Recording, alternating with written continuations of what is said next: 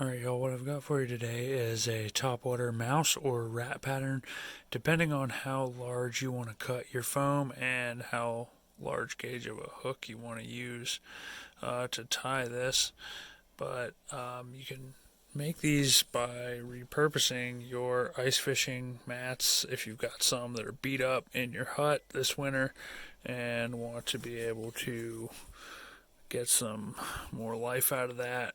It's the same kind of material, and we will rig that up on the vise right now. So I've got this rigged up on a 4/0 hook. What even prompted me to do this in the first place, I've been cutting up that foam to make a foam piece of packaging for some baits that I had made, and this was the negative that I cut out to drop the bait into and then slide it into the cardboard box.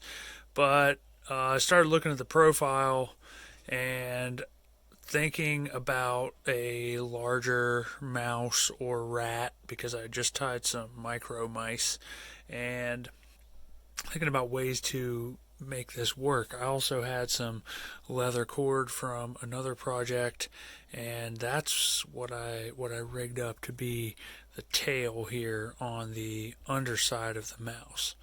So I've been trying to just take that piece that I showed you a second ago and line it up, maybe just make the profile a little bit more streamlined, and so that it's not just the shape of the other bait that I was cutting out, but more like, I don't know, a little squash maybe. So you want more mass at the opposite end, but then I'm going to start cutting out the limb profiles here. So what I did on the other one was just snip in to make some forward limbs,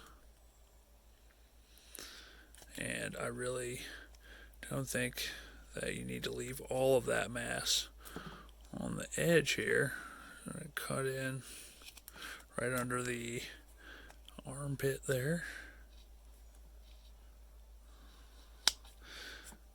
and then the back section for the little legs, I just went up in 2 vertical strips to leave 2 back sections of leg remaining there, and then this part in the middle we're going to curve up, and that's what we're going to tie to the hook in the first place. So let me get set up here. Okay, I just did one of these and totally forgot to tie the tail in first, but I'm starting with some green thread. I don't think it really matters what you use as long as it's something darker profile. If you're using this ice mat for your shack, it usually comes in that gray foam, but I'm gonna wrap nearly all the way back to the bend in the hook. And what I forgot was like actually adding this tail. So make a good distance from behind this bait. I want to have a trailing tail behind it, and then make your cut and try to do your cut on an angle of that leather so that you end up with a taper at the end. If it's rough, you can always go back in and try to just shape that up a little bit and cut the tip. So tie that tail in there, make sure to get some really firm wraps on that because you don't want it to be coming off. So after your tail's secure, the little slot that we cut into those back 2 legs, you can seat onto the shank of your hook and just do a couple loose wraps just to lock it in place, and also make sure that it's centered But then we can fold it over and measure, and right here where the shoulders meet the neck, you want to make sure that that matches up with the bend, the first bend in the top of the hook there. And as long as the spacing is right, then I go in and I can start tying some tighter wraps here onto that little piece that comes down in between the legs.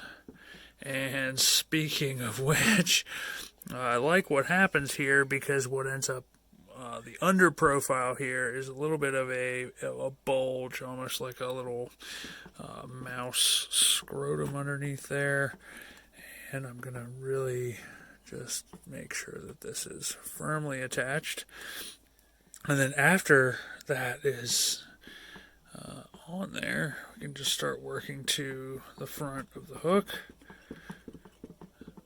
And we'll pause once we get to that first bend there, and then I will drop the head down and do these also loose at first, so that we can make sure the spacing is right, and also to make sure that we're getting the front part of the body to be balanced on the top of the hook there, because you don't want it to be centered in the back and then the front, like the head, be curved or anything. So I can try to tilt this down a little bit so you can see what it looks like from the top profile. But at this point, we're going to start to add the ears, and there's little pieces that I ended up cutting off of the sides of the bait whenever we were shaping it. Gotta find one of those. One of these little side profile pieces is just perfect, and I'll go in and snip the tips of those, so we form a little point there on the ends. Oops, got that in the camera, but this is what I ended up doing, just snipping it into that shape and then placing it directly on the top of the bait here, just like that, and then doing X-wraps to lock that into place. Whoops, dropped it. Okay, dropped it onto the floor. I'm gonna try to give you a little bit of a different view to be able to understand what I'm talking about here. To get these X-wraps in, I want to have one to lock it into place, and then another one the opposite direction. And once we make sure that these little ears are centered, as soon as you start to crank down on that, the ears are going to pop up. So keep them loose in the beginning. Make sure that the orientation is how you want them. And then once they're secure, then you can really start to put some pressure down, and it's going to pop those little ears up off of the profile. So, we have a few more tight ones. Make sure our ears are up. Looks good. And then just lift up the head, and we can do a couple wraps and then whip finish underneath there.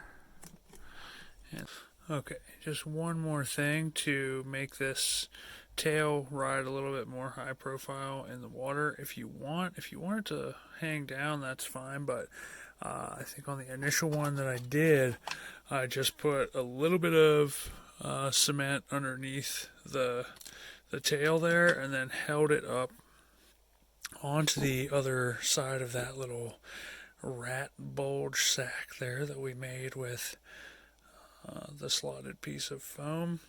And after it dries, whoops, not quite set up there, but it just makes sure that the tail is going to ride a little bit more even keel with the level of the mouse in the water there. And one more thing, if we look at all three of these, that you can do is to go in with your little snips or scissors or whatever you have to be shaping this foam, and start to just round out some of those hard angles that we cut into it. I really think it makes a lot of difference to the profile of the bait if you go in and look at them in comparison to one another. This one on the end was definitely more square looking. Just round those mice up and make them look nice. As always, I'll put pictures of these up on my Instagram, which is at bhi.flies, and I'll catch you guys on the next one. Thanks for watching.